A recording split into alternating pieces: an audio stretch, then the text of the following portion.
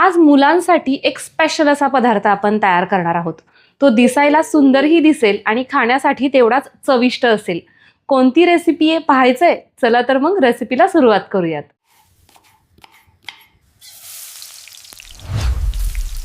इथं आपण एक स्वच्छ धुवून घेतलेलं बीट घेतलं आणि आता याच्यावरची स्किन अशा पद्धतीने आपण काढून घेतोय. आता तुम्ही बघा ना, मार्केटमध्ये आहेत ना, जे काही चॉकलेट्स किंवा जे काही पदार्थ असतात शरीराला हानिकारक ना, ते सगळे कलरफुल असतात आणि त्याच्यामुळेच लहान मुलांना ते खावेसे वाटतात. आता बिटाचा जो रंग आहे त्याच्या इतका सुंदर रंग कशाचा आहे का? पण आहे ना, हे असं काहीतरी आपण जर केलं तर मुलांच्या लक्षातही येत नाही की आपण याच्यामध्ये काय वापरलेले आणि त्यांना ते पदार्थ बघून खावेसे सुद्धा वाटतात. त्यामुळे हे असं काही ना काही आपल्याला करणं गरजेचं असतं. आता हे आपण खिसून घेतोय.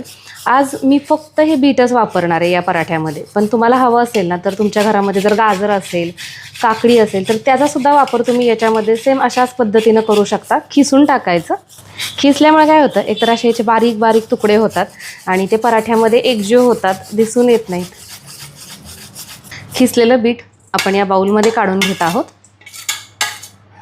यामध्ये जिरं अर्धा चमचा, जिऱ्याची पूड वापरली तरीही चालेल, धना पावडर 1 चमचा, कसुरी मेथी 1 चमचा, चाट मसाला अर्धा चमचा, गरम मसाला अर्धा चमचा, आलं लसणाची पेस्ट 1 छोटा चमचा. आता ही लाल चटणी आहे, तुमच्या सोयीनुसार टाकायची की तुम्हाला हे कितपत तिखट हवं आहे. याच्याऐवजी तुम्ही हिरवी मिरचीसुद्धा वापरू शकता.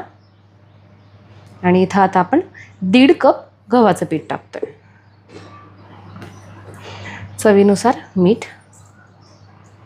आता हे भांडं आपण स्टँड मिक्सरला लावून घेऊया. हे ब्लेड. आणि सुरुवातीला काय करायचं, पाणी न टाकताच आपण हे अगोदर एकत्र करून घेणार आहोत, कारण की बीट थोडंसं पाणी असतं त्याच्या आतमध्ये सुद्धा.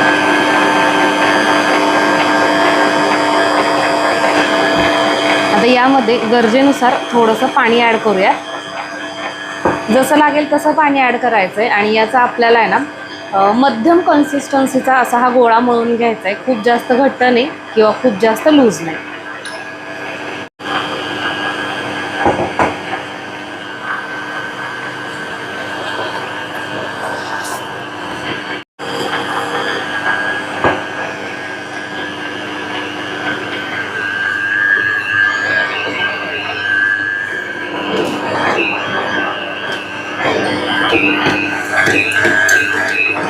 एक छोटा चमचा तेल टाकून घेऊया.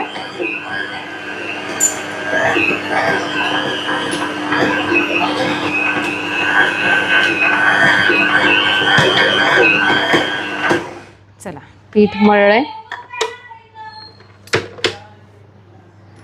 काढून घेऊ. आता हाताला थोडंसं तेल लावून घ्यायचं आणि हे पीठ आपण काढून घेऊयात.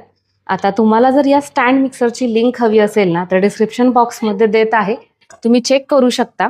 आता याच्या अगोदरच्या व्हिडिओमध्ये मी तुम्हाला काय सांगत होते की बाबा तुम्ही एवढ्या कमेंट्स करा, एवढे लाईक्स द्या, मग तुम्हाला माझा मसाला फ्रीमध्ये मिळेल. पण आजच्या व्हिडिओमध्ये याच्यापेक्षा आणखीन जास्त अशी एक स्पेशल गोष्ट आहे, ती म्हणजे हा स्टँड मिक्सर मी तुम्हाला देऊ शकते, तोही अगदी फ्रीमध्ये. कसं आहे माहिती आहे का, मसाल्यासाठी लाईक्स कमी होत्या किंवा आपण कसं म्हणतो कमेंट्सही कमी होत्या, पण आता स्टँड मिक्सर आहे म्हटल्यानंतर अर्थातच लाईक्स वाढलेल्या आहेत. तुम्हाला 15,000 लाईक करायच्यात, सोबतच हा व्हिडिओ शेअरसुद्धा झाला पाहिजे आणि 5,000 कमेंट. त्या कमेंटमधली कुठलीही एक रॅन्डम कमेंट, म्हणजे मी असं म्हणणार नाही की तुम्ही अशा पद्धतीची करा तशा पद्धतीची करा, कुठलीही एक छान साधी सोपी सिंपलसुद्धा कमेंट असू शकते. ती कमेंट करणाऱ्याला आम्ही हा स्टँड मिक्सर आमच्यातर्फे देऊ आणि दिल्यानंतर ते तुम्हाला दाखवणार सुद्धा अर्थातच की ह्यांना दिलाय म्हणून. आणि हां, सबस्क्राईब पण करायचं आहे बरं का. चला, तर ह्या सगळ्या अटी आहेत. एक कमेंट करून जर अशा पद्धतीचा तुम्हाला स्टँड मिक्सर मिळणार असेल तर माझ्यासारखीने तर आत्तापर्यंत कमेंट केली असती.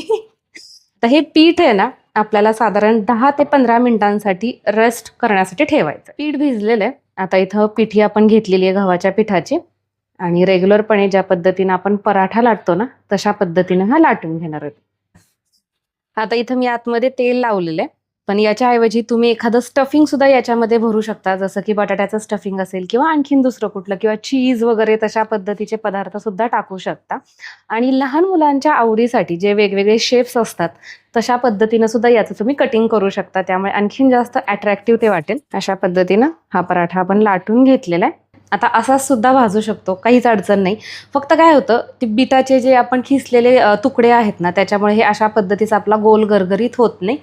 तर त्यामुळे मी ही अशी ट्रिक वापरणार आहे. पूर्णपणे ऑप्शनल आहे,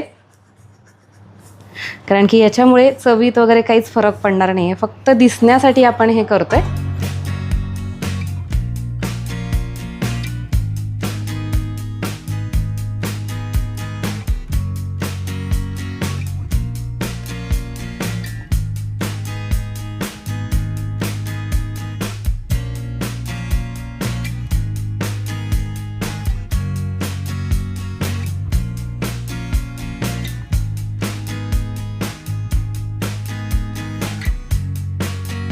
चला, तर इथं हा पराठा व्यवस्थित असा शेकला गेलेला आहे, काढून घेऊया.